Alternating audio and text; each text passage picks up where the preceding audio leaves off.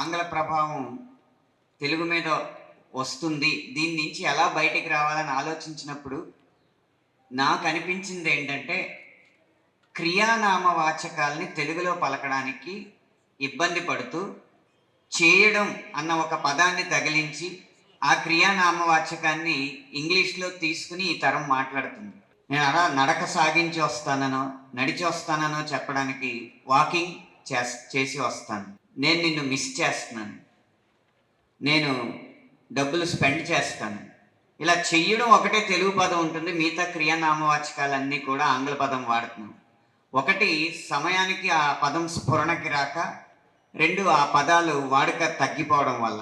దానికోసమని ప్రత్యేకంగా ఎవరైనా విద్యావంతులు, మేధావులు కలిసి క్రియానామవాచకాలకు ఒక నిఘంటువు గనక తయారు చేస్తే, మళ్ళీ పిల్లలకు మనం నేర్పడానికి ఉపయోగపడుతుంది.